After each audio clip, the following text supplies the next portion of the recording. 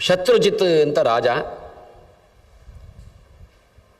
ಯಜ್ಞದಲ್ಲಿ ಸೋಮಗಳ ರಸವನ್ನು ಕೊಡುವುದರ ಮೂಲಕ ಇಂದ್ರಾದಿಗಳನ್ನೆಲ್ಲ ತುಂಬ ಸಂತೋಷಪಡಿಸಿದಂತಹ ವ್ಯಕ್ತಿ.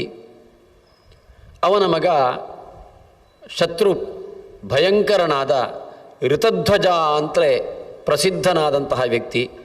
ಎಲ್ಲ ಲಕ್ಷಣಗಳಿಂದ ತುಂಬಿಕೊಂಡವ. ಬುದ್ಧಿ, ವಿಕ್ರಮ, ಲಾವಣ್ಯ, ಗುರು ಶುಶ್ರೂಷ, ಅದೇ ರೀತಿ ಗುರುವಿನಿಂದ ಉಪದಿಷ್ಟವಾದಂತಹ ನೀತಿ, ಶುಕ್ರನಿಂದ ಉಪನಿಷ್ಠವಾದಂತಹ ನೀತಿ, ಅಶ್ವಿನಿ ದೇವತೆಗಳ ರೂಪ, ಹೀಗೆ ಸಮಾನ ವಯಸ್ಸು, ಬುದ್ಧಿ, ಸತ್ವ, ವಿಕ್ರಮ ಎಲ್ಲವನಲ್ಲಿತ್ತೆಲ್ಲ.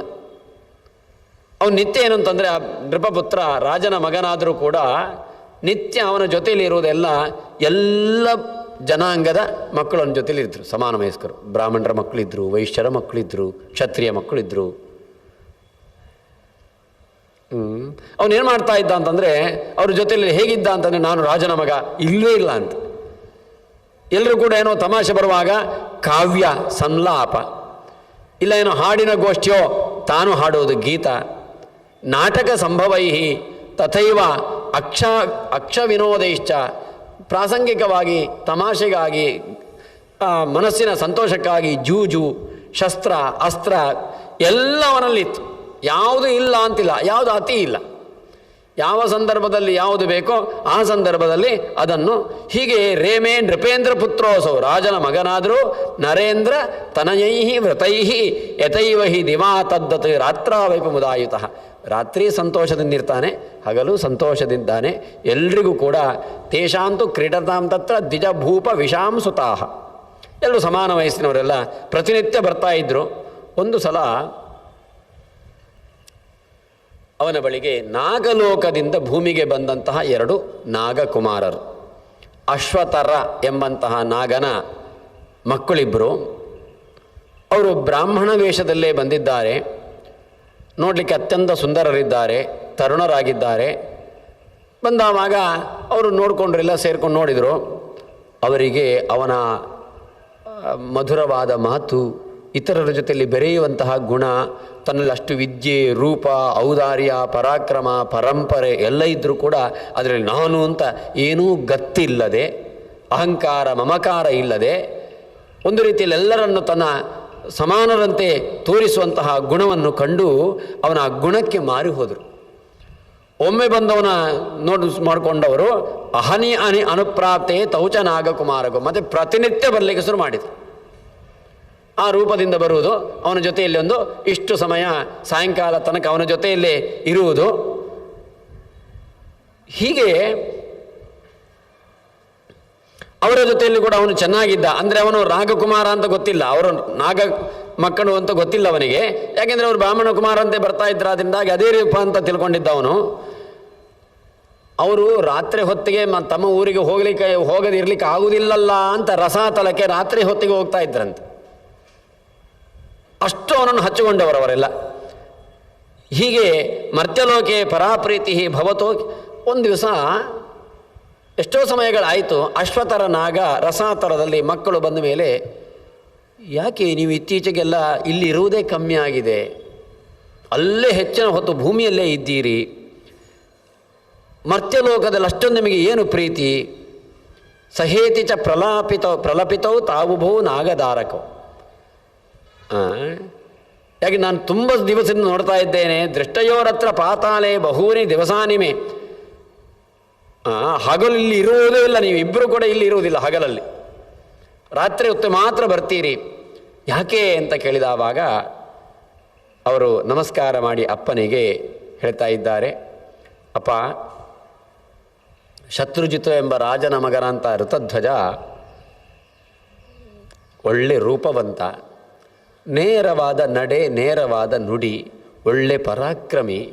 ಇನ್ನೊಬ್ಬರಲ್ಲಿ ಏನಾದರೂ ಗುಣ ಉಂಟು ಅಂತಿದ್ರೆ ಅದನ್ನು ವಿಜೃಂಭಿಸುವ ಗುಣ ಅವನಲ್ಲಿ ಉಂಟು. ಮಾನಿ ಪ್ರಿಯಂ ವದಹ, ಒಳ್ಳೆ ಮಾತಾಡ್ತಾನೆ. ಮತ್ತು ಅನಾವೃತ ಕಥಃ, ದಿವಸಕ್ಕೊಂದು ಬೇರೆ ಬೇರೆ ಕಥೆನ ಹೇಳ್ತಾನೇ ಇರ್ತಾನೆ, ಇಂಪಾಗುವಂತೆ. ಒಳ್ಳೆಯ ಮಾತುಗಾರ, ಒಳ್ಳೆ ತಿಳಿದವ, ಒಳ್ಳೆಯ ಮೈತ್ರಿ ಸ್ನೇಹಿತ, ಅಂತೂ ಗುಣಾಕರ. ಮಾನ್ಯ ಮಾನಯಿತ, ಯಾರನ್ನು ಮಾನ್ಯ ಮಾಡಬೇಕೋ ಅವರನ್ನು ಮಾನ ಮಾಡ್ತಾನೆ. ಒಳ್ಳೆ ಬುದ್ಧಿವಂತ, ಕೆಟ್ಟ ಕೆಲಸ ಮಾಡೋದ್ರಲ್ಲಿ ನಾಚಿಕೆ ಅದಕ್ಕೋಸ್ಕರ ಮಾಡೋದೇ ಇಲ್ಲ, ಒಳ್ಳೆಯ ವಿನಯ ಭೂಷಣ ಉಂಟವನಲ್ಲಿಗೆ. ಹೀಗೆ ಅವನ ಉಪಚಾರ, ಅವನ ಪ್ರೀತಿಯ ಮಾತು ಇದರಿಂದ ಉಂಟಲ್ಲ, ನಮಗೆ ಇದು ಬೇಡವೇ ಬೇಡ ಅಲ್ಲೇ ಇರೋಣ ಅಂತ ಅನಿಸುವಷ್ಟು ಅವನ ಪ್ರಭಾವಕ್ಕೆ ನಾವು ಒಳಗಾಗಿದ್ದೇವೆ. ಮನಸ್ಸು ಅಷ್ಟಿದಾಗಿದೆ. ಯಾಕೆಂದರೆ ಯಾರೂ ಕೂಡ ಅವನ ಸಂಪರ್ಕ ಮಾಡಿದವರು ಮತ್ತು ಅದನ್ನು ಬಿಟ್ಟು ಮತ್ತೆ ಇನ್ನೊಂದು ಕಡೆಗೆ ಹೋಗಲಿಕ್ಕಿಲ್ಲ. ಅಷ್ಟು ಗುಣವಂತನಾದಂತಹ ಮಗ ಅವನು, ಹುಡುಗ ಅವನು. ಆದ್ದರಿಂದ ರಾತ್ರಿ ಹೊತ್ತು ನಾವು ಇಲ್ಲಿ ಬರ್ತೇವಲ್ಲ, ರಾತ್ರಿ ಯಾವಾಗಿನ್ನು ಬೆಳಗ್ಗೆ ಆಗ್ತದಪ್ಪ ಅಂತ ಅವನ ವಿಯೋಗದಿಂದ ಅಷ್ಟು ದುಃಖ ಆಗ್ತದೆ. ತದ್ದಿಯೋಗೇನ ನೌತಾತ ನಿಶಾ ಪಾತಾಳ ಶೀತಲ ಅಂತ ಅದು ಅಷ್ಟು ಇದಾಗಿಬಿಡ್ತದೆ. ಉಳಿದವರಿಗೆಲ್ಲ ರಾತ್ರಿ ಹೊತ್ತು ಯಾವಾಗ ಬರ್ತದಪ್ಪ ಅಂತ ಕಾಯುವುದು. ಯಾಕೆಂದರೆ ನಮಗೆ ಶೈತ್ಯ ಬೇಕು ಅಂತ. ಹಗಲು ಪೂರ್ತಿ ದುಡಿದೋ ಮತ್ತೊಂದು ಮಾಡಿ ಉಷ್ಣ ಆಗಿರ್ತದೆ, ರಾತ್ರಿ ಆಗಲೇ ಆದಷ್ಟು ಬೇಗ ಅಂತ ಅವರು ಹೇಳ್ತಾರೆ. ಪರಿತಾಪಾಯ ತತ್ಸಂಗ ಚಾಹ್ಲಾದಾಯ ರವಿರ್ದಿವ ಅಂತ. ನಮಗೆ ಪರಿತಾಪಕ್ಕೆ ರಾತ್ರಿ ಕಾರಣ ಆಗ್ತಾ ಉಂಟು, ಹಗಲು ನಮಗೆ ಸಂತೋಷಕ್ಕೆ ಕಾರಣವಾಗ್ತಾ ಉಂಟು ಅಂತ ನಾಗಕುಮಾರರು ಹೇಳ್ತಾ ಇದ್ದಾರೆ. ರಾಜ ಹೇಳ್ತಾನೆ, ನಿಜವಾಗಿ ನಿಮ್ಮಂಥವರೂ ಕೂಡ ಅವನ ಗುಣಕ್ಕೆ ಮಾರು ಹೋಗಿ ಸ್ನೇಹ ಬೆಳೆಸಿಕೊಂಡು ಇಷ್ಟು ಕೊಂಡಿದ್ದಾರೆ ಅಂತ ಅಂದರೆ, ಯಾಕೆಂದರೆ ಅವನು ಎದುರುಗಡೆ ಇರುವಾಗ ಒಂದು ಹೇಳೋದು, ಗುಣ ಹೇಳೋದು ಒಂದು ಕ್ರಮ ಬೇರೆ. ಅವನು ಇಲ್ಲವೇ ಇಲ್ಲ ನೀವು ಯಾರು ಅಂತಲೂ ಗೊತ್ತಿಲ್ಲ ಅವನಿಗೆ. ಅಂಥದ್ರಲ್ಲಿ ಅವನ ಗುಣಕೀರ್ತನೆ ಮಾಡ್ತೀರಿ ಅಂತ ಆದರೆ ಅವನು ತುಂಬ ಇದೇ ಇರಲೇಬೇಕು.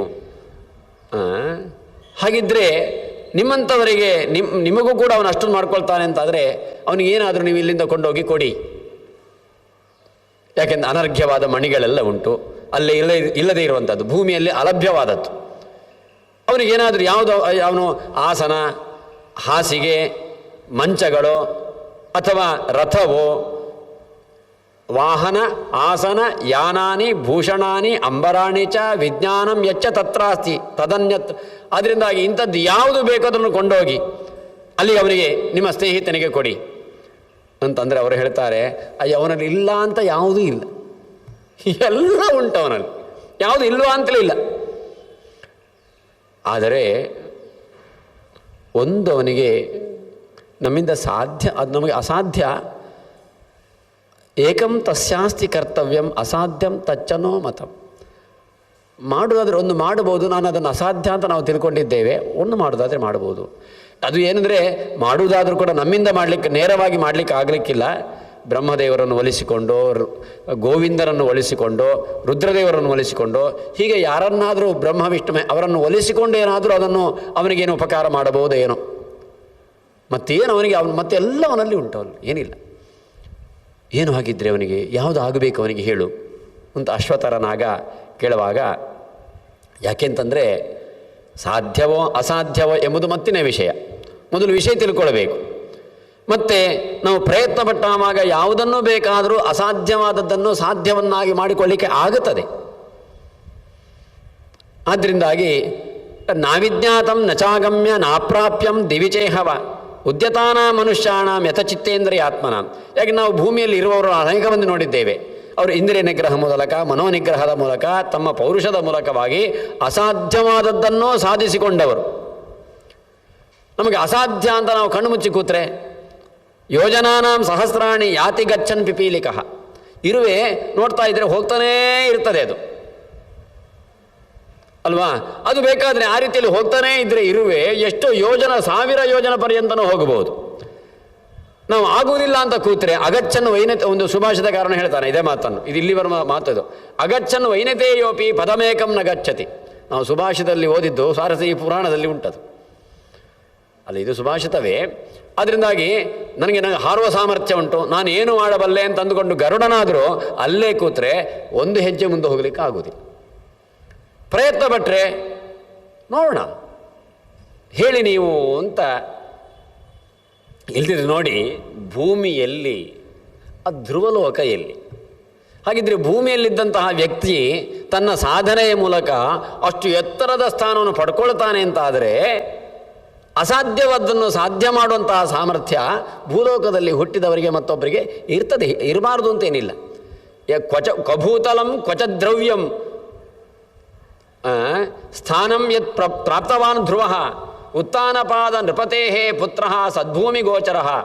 ಆದ್ದರಿಂದ ಅವನಿಗೆ ಏನಾಗಬೇಕು, ಯಾವುದು ಅಪೇಕ್ಷೆ ಪಟ್ಟದ್ದು ಅದನ್ನು ಹೇಳಿ ಅಂತ ಹೇಳುವಾಗ ಹಿಂದಕ್ಕೆ ಅವನು ಮಾತಾಡುವಾಗ ಹೀಗೆ ಒಂದು ವಿಷಯವನ್ನು ಪ್ರಸ್ತಾಪ ಮಾಡಿದ್ದ. ಅಂದರೆ ಅವನ ಜೀವನದಲ್ಲಿ ನಡೆದದ್ದು ಅದನ್ನು ಹೇಳಿದ.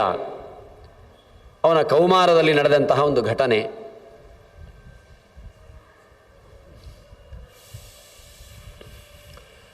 ಶತ್ರುಜಿತ್ ರಾಜನ ಬಳಿಗೆ ಒಮ್ಮೆ ಗಾಲವ ಋಷಿಗಳು ಬಂದಿದ್ದಾರೆ. ಒಂದು ಕುದುರೆಯನ್ನು ಹಿಡ್ಕೊಂಡು ಬಂದರು. ಆಶ್ರಮಕ್ಕೆ ಬಂದವರು ಹೇಳ್ತಾರೆ, ಪ್ರತ್ಯುವಾಚ ಚ ರಾಜಾನಂ ಸಮುಪೇತ್ಯಾಶ್ರಮಂ ಮಮ. ಒಬ್ಬ ಪಾಪಿಷ್ಠನಂತಹ ದೈತ್ಯ ಬೇರೆ ಬೇರೆ ಆನೆಯ ರೂಪ, ಸಿಂಹದ ರೂಪ, ಹಂದಿಯ ರೂಪ, ಬೇರೆ ಬೇರೆ ರೂಪದಲ್ಲಿ ಬಂದು ತಪಸ್ಸು ಮಾಡುವ ನಮಗೆಲ್ಲ ಉಪದ್ರವವನ್ನು ಕೊಡ್ತಾನೆ. ಇನ್ನಿತರ ಬೇಕಾದಷ್ಟು ದೈತ್ಯರು ಉಪದ್ರವ ಕೊಡ್ತಾ ಇದ್ದಾರೆ. ಸಮಾಧಿಯ ಮೂಲಕವಾಗಿ ಏಕಾಗ್ರತೆಯನ್ನು ಸಂಪಾದಿಸಿಕೊಳ್ಳಿಕ್ಕೆ ವಿಘ್ನ ಉಂಟು ಮಾಡ್ತಾ ಇದ್ದಾರೆ. ಮೌನವ್ರತವನ್ನು ಧಾರಣೆ ಮಾಡಲಿಕ್ಕೆ ಆಗುವುದಿಲ್ಲ. ಹೀಗೆ ಏನಿದ್ರೂ ವಿಘ್ನ ವಿಘ್ನ ವಿಘ್ನ, ಒಂದು ತಪಸ್ಸು ಮಾಡಲಿಕ್ಕೆ ಆಗುವುದಿಲ್ಲ. ವಸ್ತು ನಾವು ತಪಸ್ಸಿನ ಮೂಲಕ ಅವರನ್ನು ಸುಟ್ಟು ಬೂದಿ ಮಾಡಬಹುದು. ಆದರೆ ನಾವು ಕಷ್ಟಪಟ್ಟು ಸಂಪಾದಿಸಿದ ತಪಸ್ಸನ್ನು ಯಾವನೋ ಒಬ್ಬ ದುಷ್ಟನ ಸಂಹಾರಕ್ಕೆ ಅಂತ ಬಳಕೆ ಮಾಡಿಕೊಂಡ್ರೆ ಅದಕ್ಕೇನು ಬೆಲೆ ಉಂಟು? ತತ್ಕ್ಲೇಶಿತೇನ ನಿಶ್ವಾಸೋ ನಿರೀಕ್ಷಾಂಬುರ್ ಉಜ್ಜಿತ. ಆದ್ದರಿಂದ ಏನು ಮಾಡಬೇಕು ಅಂತ ಯೋಚನೆ ಮಾಡಿದವಾಗ ಮೇಲುಭಾಗದಿಂದ ಒಂದು ಕೆಳಕ್ಕೆ ಕುದುರೆ ಬಿತ್ತು ನನ್ನ ಮುಂಭಾಗದಲ್ಲಿ. ತಥೋಂಬರ ತಲಾತ್ ಸದ್ಯ ಪತಿತೋಯಂ ತುರಂಗಮಃ.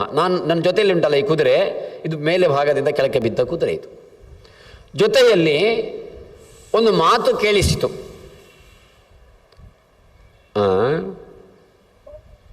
ಇದು ಇಡೀ ಭೂಮಿಯನ್ನು ತಿರುಗಬಲ್ಲದು, ಆಯಾಸಗೊಳ್ಳದೆ ತಾನು ಎಷ್ಟು ವೇಗವಾಗಿ ಬೇಕಾದರೆ ಸಾಗಬಲ್ಲದು, ಅಷ್ಟು ಸಾಮರ್ಥ್ಯಕ್ಕೆ ಉಂಟು.